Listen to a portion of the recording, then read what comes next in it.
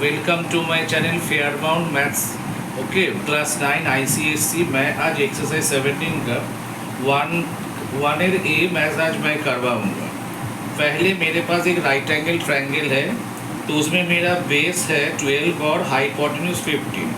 मेरे को PM इसका मतलब परपेंडिकुलर निकलना पड़ेगा। तो बट मैंने कैसे पता कर लिया ये हाइट मतलब परपेंडिकुलर है। स्टूडेंट लोग को बहुत क्वेश्चन होता है, सर इसमें कौन सा बेस होगा, कौन सा हाइट होगा, मतलब परपेंडिकुलर है। तो वी नो दैट ऑलवेज जो 90 डिग्री होता है, जो 90 डिग्री होता है उसका ऑपोजिट वाला ऑलवेज एक राइट एंगल ट्रायंगल का हाइपोटेन्यूज, मतलब राइट एंगल ट्रायंगल का हाइपोटेन्यूज एक सबसे longest side right angle triangle के लिए 90 डिग्री का ऑपोजिट साइड। तो यहाँ पे एम है 90 डिग्री एंगल राइट एंगल, इसका ऑपोजिट साइड है PO, तो PO है हाइपोटेन्यूज। अब क्वेश्चन है बेस कौन सा है, तो OM देखो थीटा यहाँ पे है, तो जिस लाइन पे 90 डिग्री फॉर्म होता है और थीटा रहता है, थीटा क्या होता है एक एक्यूट एंगल। एक राइट एंगल ट्रायंगल में जब ये 90 डिग्री होता है तो बाकी दोनों एंगल जैसे P और O, P एंड O दोनों एंगल एक्यूट होगा। अब जो थीटा का वैल्यू इधर एक्यूट होगा, एक्यूट मतलब more than 0 degree but less than 90 degree होता है वो एंगल का वैल्यू। तो जिस लाइन के ऊपर वो थीटा लाई करेगा और 90 डिग्री एक साथ लाई करेगा, तो इसको हम बेस बोलेंगे और इसको PM, इसको हाइट बोलेंगे। अगर थीटा यहाँ पे ना होगा, एंगल P पर ऊपर हम लिखते, तो PM हो जाता है बेस और OM हो जाता है हाइट पर परपेंडिकुलर। तो थीटा यहाँ पे है और 90 डिग्री यहाँ पे है, तो ये होगा बेस और ये परपेंडिकुलर। तो मेरे को पूछा है साइन निकालो, तो पहले बाई अप्लाइंग पिथागोरस थ्योरम हम पहले परपेंडिकुलर निकालेंगे, इसके बाद साइन थीटा का वैल्यू निकालेंगे। तो by applying Pythagoras theorem, by Pythagoras theorem, ठीक है। पिथागोरस थ्योरम से हम कैसे देखो, जैसे हाइपोटेन्यूज ऑलवेज पहले लेफ्ट में ही लिखोगे ऑलवेज। जैसे हम लोग क्या है PO, क्या है PO whole square equal to क्या लिखेंगे PM whole square plus OM whole square. इसका मतलब है इक्वेशन के लिए, मतलब अगर PO तुम राइट में लिख सकते हो, ये वाला लेफ्ट में भी लिख सकते हो, पर बेटर के लिए मैं लेफ्ट में लिखा 15। PO का वैल्यू क्या है 15 होल स्क्वायर, और PM का वैल्यू हम लोग को पता करना है, तो PM होल स्क्वायर ही रहने दो। और मेरे को OM बेस पता है 12, ठीक है, 12 होल स्क्वायर। 15 का होल स्क्वायर क्या होता है, इधर हम और नहीं लिखेंगे, इम्प्लाई साइन दे दिया, और एंड इम्प्लाई साइन एक ही बात है, मैं इम्प्लाई साइन दे दिया। 15 का होल स्क्वायर होता है 225, और इधर देखो स्टूडेंट्स प्लस 12 होल स्क्वायर है, तो मैं क्या करूँगा ये प्लस 12 होल स्क्वायर को इधर लाऊंगा। जब इक्वेशन में साइड चेंज होता है साइन भी चेंज हो जाता है।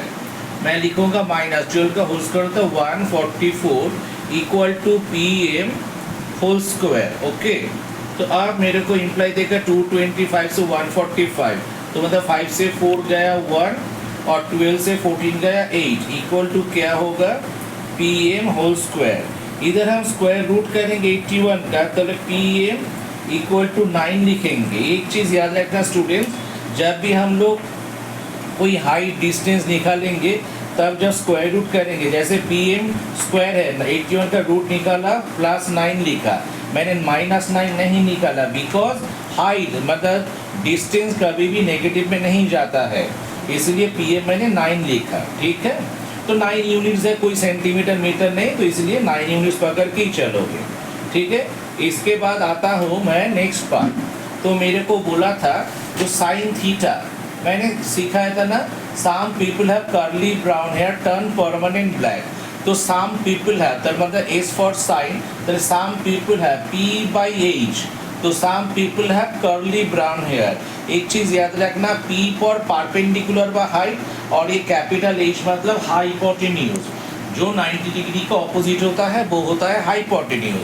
चलिए साइन थीटा, चलिए साइन थीटा का वैल्यू क्या है, तो इधर देखो परपेंडिकुलर, तो मैंने PM जो है परपेंडिकुलर, इसका वैल्यू आया 9, तो परपेंडिकुलर का वैल्यू लिखेंगे 9 और हाइपोटेन्यूज 90 का ऑपोजिट है 15, तो आया मेरे पास एक प्रॉपर फ्रैक्शन 9/15 आया। इम्प्रॉपर भी आ सकता, सॉरी इम्प्रॉपर तो नहीं होगा। कभी एक चीज़ याद रखना, हाइपोटेन्यूज से कभी भी परपेंडिकुलर या बेस ग्रेटर नहीं होगा, हाइपोटेन्यूज ऑलवेज ग्रेटर होगा बेस और हाइपोटेन्यूज परपेंडिकुलर से। अभी मैं इसको कैंसिल कर सकती हूँ, 3 3 ज़ा 3 5 ज़ा।